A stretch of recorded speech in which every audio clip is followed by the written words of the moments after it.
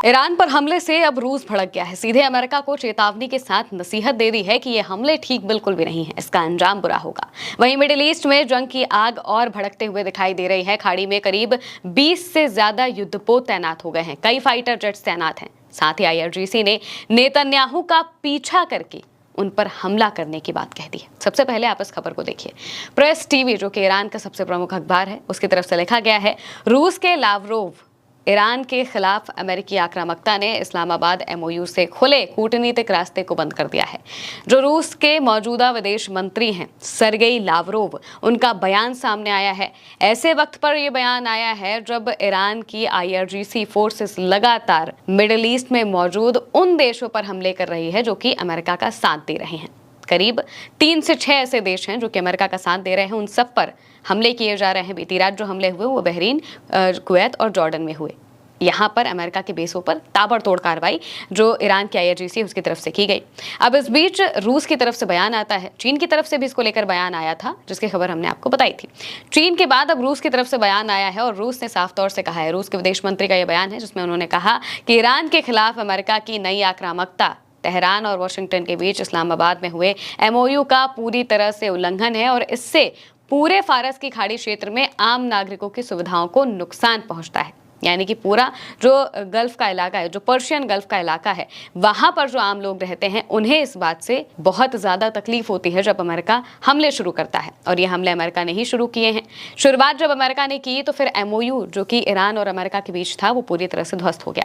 अब वो MOU ध्वस्त हो चुका है तो इसी को लेकर रूस ने साफ तौर से नाराजगी जताई और नाराजगी जताते हुए इस बात को कहा है कि अमेरिका के नए हमले बिल्कुल भी सही नहीं थे। आलोचना करते हुए उन्होंने कहा कि इन हमलों में कूटनीतिक कोशिशों को कमजोर कर दिया है और इस्लामाबाद मेमोरेंडम ऑफ अंडरस्टैंडिंग जो MOU साइन किया गया था उसे पूरी तरह से बंद कर दिया।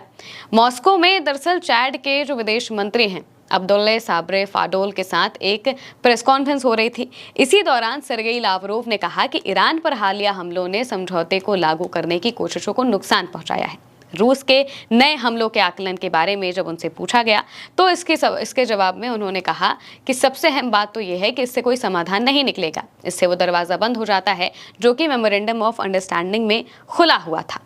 अब यहाँ पर जो हमले हैं उनको लेकर ही उन्होंने सबसे बड़ी बात कही है। हमले फिर से शुरू हुए।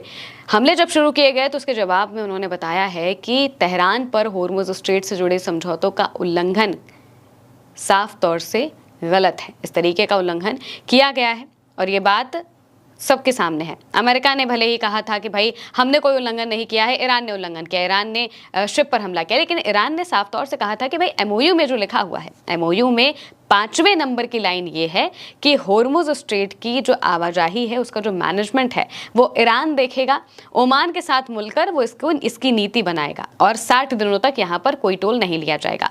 ये लाइनें लिखी हुई थी उस MOU में, इसके अलावा कोई बात नहीं लिखी गई। अमेरिका को अगर कोई आपत्ति थी तो उसे उसी वक्त बोलना चाहिए था, लेकिन MOU साइन होते वक्त उन्होंने कुछ नहीं कहा और बाद में दुनिया को दिखाने के लिए उन्होंने ऐसी चीजें रची कि दुनिया को लगे कि भाई ईरान ही गलत कर रहा है। अमेरिका ने पहले तो MOU में ईरान को पूरी अथॉरिटी दे दी, इसके बाद वो होर्मुज स्ट्रेट के 2 रास्ते बनाने लगे। एक रास्ता जो ईरान की IRGC कंट्रोल करती है, दूसरा रास्ता जो कि ओमान की खाड़ी वाला है।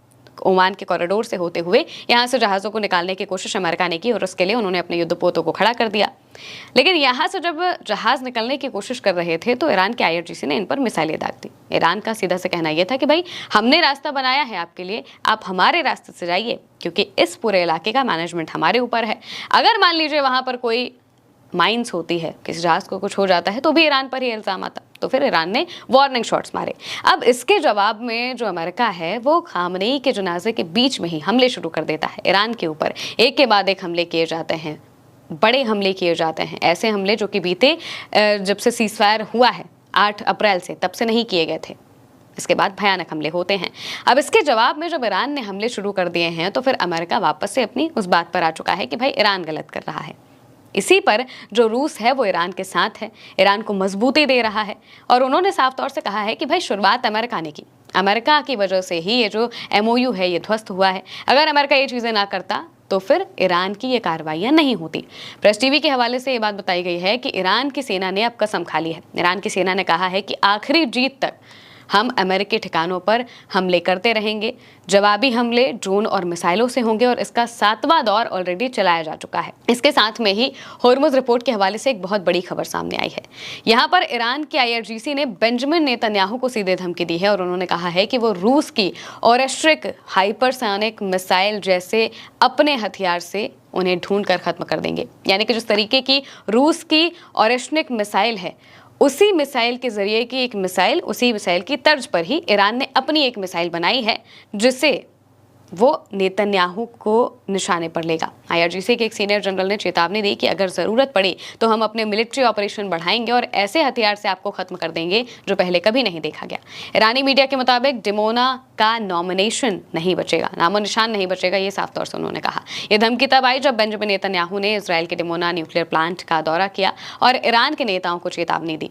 कहा कि हम पर हमला करने के बारे में सोचना भी मत, क्योंकि हमारा जवाब पहले से कहीं ज़्यादा ज़बरदस्त होगा। ये साफ तौर से ईरान की तरफ से कहा गया है और बताया गया है कि भाई हमले का जवाब तो बहुत तगड़े तरीके से दिया जाएगा। और इसी वजह से यहाँ पर जो मौजूदा स्थिति है वो ये बन चुकी है कि अब रूस के जैसी मिसाइल जो कि ईरान ने खुद बनाई है, उस मिसाइल का इस्तेमाल करके वो नेतन्याहू पर हमला करने की बात कर रहा है और MOU को पूरी तरह से ध्वस्त कर दिया है। दूसरी तरफ रूस भी ईरान के साथ मजबूती से खड़ा होता हुआ दिखाई दे रहा है। फिलहाल के लिए मेरे यानी के साथ इस खबर में इतना ही। आप देखते रहिए उल्टा चश्मा यूसी।